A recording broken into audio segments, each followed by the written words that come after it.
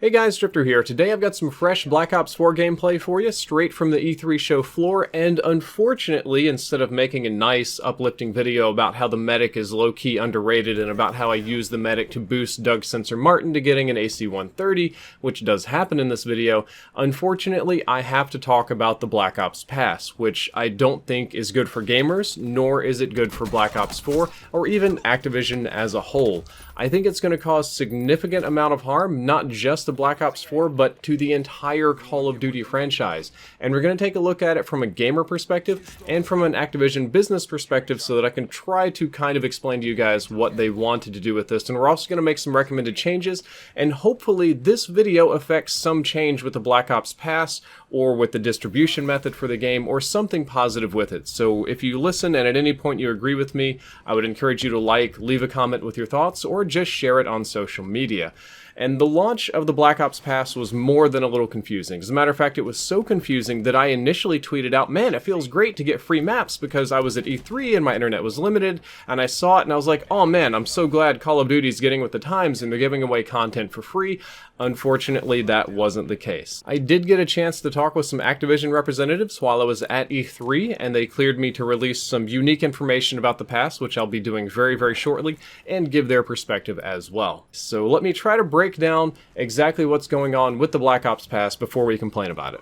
There are currently 4 editions of Black Ops 4 available. The regular edition is just the base game, that would be multiplayer, zombies, and Blackout.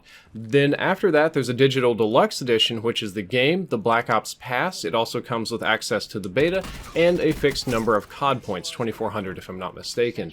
The Black Ops Pass gives you access to a Day 1 Zombies experience called Classified, and if you look at the little hole in the A, it's probably the Pentagon map. Over the course of the season, you get 4 Zombies maps, 12 multiplayer maps, and 4 Blackout characters, which if you look at that, it's basically the Season Pass from previous games, but renamed. So it's Black Ops Pass, basically the Season Pass, nothing special about that, except you cannot buy individual DLC maps, not for zombies or for multiplayer. So if you just wanted to buy DLC 1 and not the rest, or just one zombies map and not the rest, that option has been removed from you.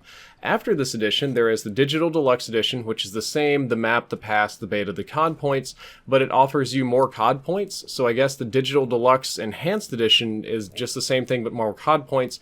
And finally, there's a Pro Edition, which is all of the same stuff before, but even more COD points and several physical collectible items such as patches and, metal tin and things like that.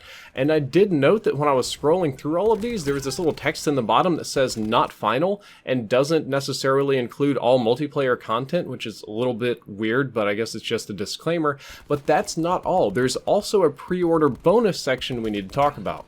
There's a huge pre-order bonus, but in order to get that bonus, you have to pre-order the game digital only, directly through the Sony store, through your PlayStation 4, and you'll get 4 retro maps for Black Ops 4, which are surprisingly also playable on Black Ops 3 today, which Black Ops 3 just went free to play today. However, this isn't for Xbox, for PC, for physical pre-orders, or any other method except through the Sony store. And unfortunately, if you already pre-ordered this and you went to go play these maps on Black Ops 3, you might notice that there's 0% of people on the playlist. It's super hard to get a match, so you probably can't play your pre-order maps. My guess is that since Activision directly partnered with Sony through this, and since digital sales have a much higher profit margin than brick and mortar or physical disc, and you can't even return them for that matter, that it makes perfect business sense for Activision to encourage as many digital sales as possible through Sony, because they both profit off of it very directly. I talked to an Activision rep at E3 about this Black Ops Pass shenanigans, and I got some rather unique information that I can give you all on the record, and of course from them it's very positive. The information is this: Black Ops 4 is planned to have more free multiplayer content than any other Call of Duty game ever released. It's going to include free specialists, more free events planned for this game, kind of like the events in World War II, than any other game. And during these events, DLC maps will be free to play for all players if they have a season pass or not. My guess is that if there's map-specific challenges or certain things you're going to do, or they'll at least use certain events as a sort of loss leader to get people to play the maps and say, hey, don't you want to order the season pass if you haven't done so already. You can buy the Black Ops Pass after launch. That's official and confirmed to me. And it was told to me that it was done to avoid fragmenting the community between DLC maps, which is a legitimate concern because every year you play Call of Duty, most people get DLC 1, a bit less DLC 2, and if you go on down the train to DLC 3 and 4, there's a lot less people that have those, and when people don't install them, it really kind of fractures up the matchmaking. On top of that, some people only buy DLCs 1 and 3 for some strange reason, which puts them in an even more unique matchmaking pool, and it just makes it harder to match people.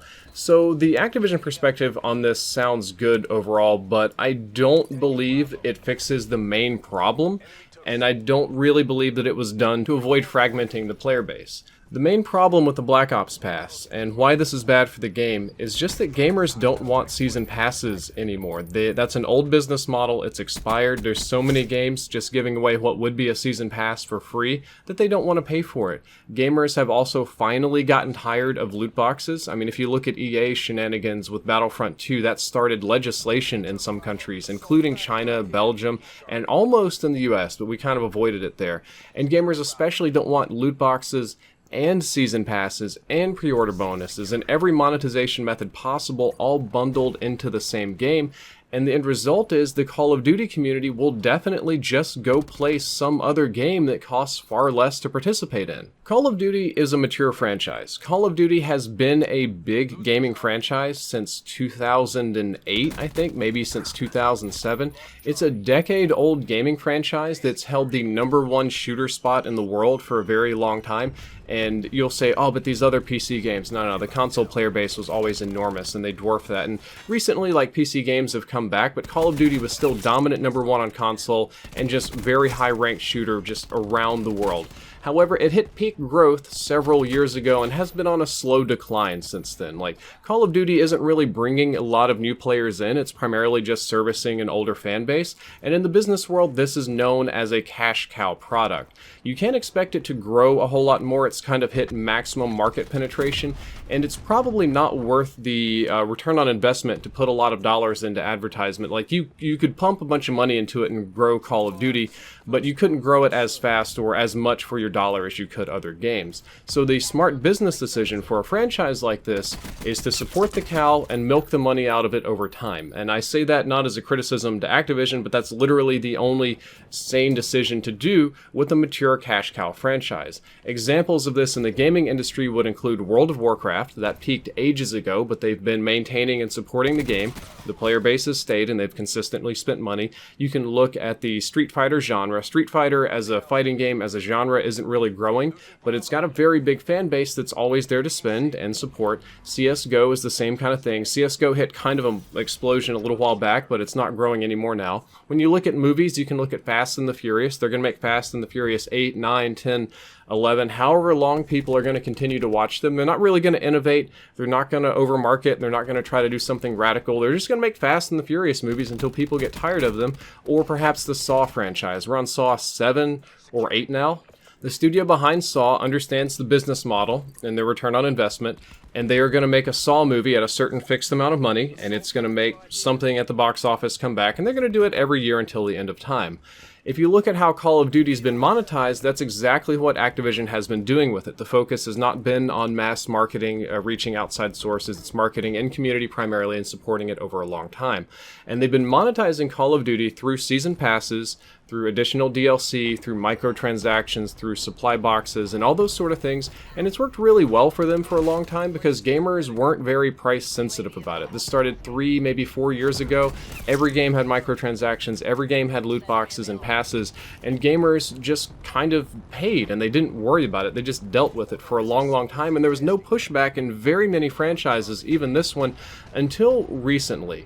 Recently, gamers have been kind of getting tired of that, and that's because instead of a long-run support-type milking with these other games where we keep the servers going, we keep the games nice, and we give you fun things to do, it was more of a hyper-fast, get as much money as we can every single generation, every single quarter, milk that cow, milk, milk, milk, add more options as fast as humanly possible, not unlike this.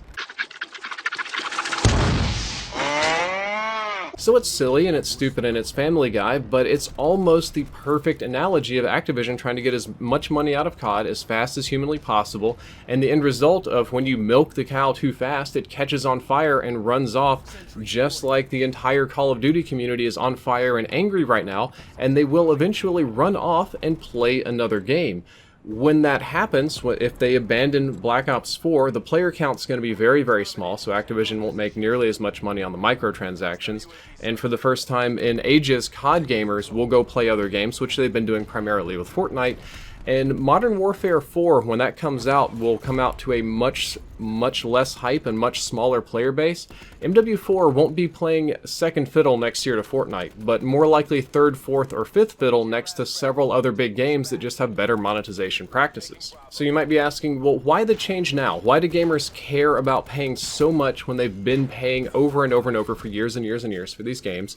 And the short answer is that all that years of paying has added up. There's been a big building of community resentment, dried up wallets, and anti-consumer practices like loot boxes not carrying over to the next game for 4 years in a row when all other games have loot boxes that carry over, and rough, glitchy, buggy launches of Call of Duty games have had a price. More importantly, every other game on the market currently has a better value proposition than Call of Duty. We're not talking just little indie games here, but good games, big games, and in some cases even other Activision games. I tried to make a chart for this one, but if you want to look at the total price or the big picture of Black Ops 4, you have a base game that's $60, then a $40 pass, then you have supply drops, which are cosmetic and game-changing, Blackout, which you have to buy the full game to get, Blackout cosmetics, 4 store-specific pre-order exclusive maps, a pro tier of the game with physical collectibles, a game that comes with no campaign, may have other direct purchases, as other Call of Duty games have, and has a 1-year lifespan on all of that stuff. Comparatively, the thing that people compare COD to the most traditionally is Battlefield. So this year, Battlefield 5 is a $60 base game, new maps or season pass for free. There's an airlift pass, which is cosmetic only. There's a Battle Royale game where you have to buy the base game to get it, which I still think is a mistake. They have a full campaign and a 2-year lifespan. That is just an inherently better value. When you look at Fortnite, which is killing everything on console and even on PC, it's free-to-play multiplayer, free content for life, no loot boxes, cosmetic skins where they charge you out the butt for, but people still buy them, and there's a $40 campaign you can buy, though it's a tiny part of the game, and it has an infinite lifespan. All of this stuff is as good as Fortnite lasts. PUBG is a $30 base game, which is cheap, free maps, free content, the cosmetic loot boxes are there, albeit expensive, but they're optional. It has no campaign, but it still has an infinite lifespan. If you look at Rainbow Six Siege, it's a cheap base game, $15 to $60, depending on which version you buy. Cosmetic loot boxes that aren't that expensive. You can direct purchase operators, but they're all balanced. It's like getting a hero or a character. You probably wouldn't collect them all, but just get the ones you want. No campaign, but infinite lifespan. You've got Activision products like Overwatch, $30 base game, free content and maps forever, cosmetic loot boxes only, all the stuff is good as long as the game lasts. CSGO's doing the same thing, $15 game, free content, cosmetic boxes that can be resold, no campaign but infinite lifespan. Black Ops 4 can't compete value-wise with any of these games because they've nickel and dimed every single aspect of it, whereas other games are offering a much easier access model. And this year, we're going to see Red Dead 2, Last of Us 2, Cyberpunk 2077, which is going to be amazing, Insurgency Sandstorm, Anthem, more Overwatch content, almost certainly, and this crazy World War III game that I don't know anything about, but people are oddly hyped for. So why would any reasonable consumer choose the worst deal out of that bunch? Why would anybody choose to pay more, much more, for Call of Duty than these other roughly equivalent games? And you might say, well, maybe it's brand loyalty. Call of Duty, players are very brand loyal, but look at the player count on Call of Duty World War II or Infinite Warfare, and look at the YouTube views or Twitch viewership or any social media engagements for Call of Duty content for the last 2 years. That loyalty has been eroded by past business practices and rough launches of the games. The supply drops and the passes have added up, and the loyalty is gone. I think that if the Black Ops Pass comes out in its current form, or supply drops aren't changed, or something doesn't happen, then Call of Duty will drop massively as a franchise. This year's player base for Black Ops 4 will be low, and the next year's player base for what I assume is Modern Warfare 4 will just be utterly abysmal, and Call of Duty gamers are just going to move on to other games. From an Activision perspective, that means killing off their cash cow franchise and taking a huge hit in financials this very year. And I'm sure that there are some shareholders in Activision that look for 1 to 2 year growth and not just quarterly, and they're going to be really pissed when Black Ops 4 is not getting any sort of player base or community engagement whatsoever.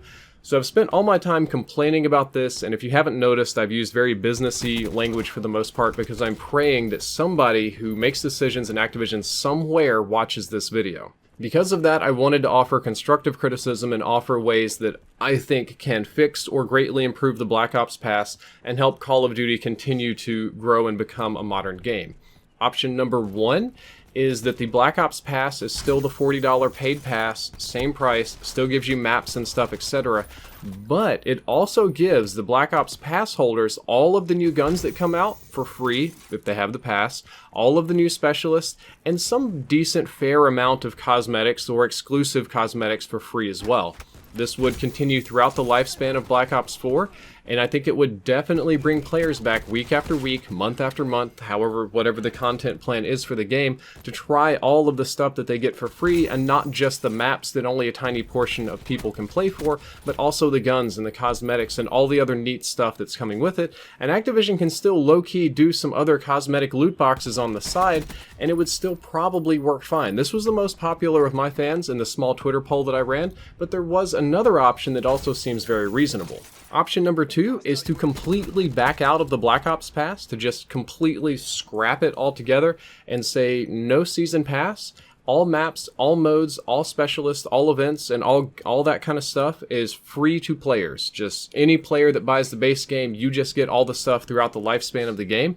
However, the supply drops then to monetize the game would still need to be grant guns, or you would have game-changing guns in supply drops, cosmetics, emotes, a lot of really cool stuff like that. And I think that gamers would be okay with that because, and I think it'd probably make more money for Activision, because this is the model that most closely resembles Overwatch, Siege, PUBG, Fortnite. That's all kind of what they're doing. They have a cheap or free to get into game, and they give you all the events and all the things that like change the game so nobody feels that it's unfair for free, and then just load it with cosmetics and other stuff. This is a less popular option on my Twitter poll, but still a decent one.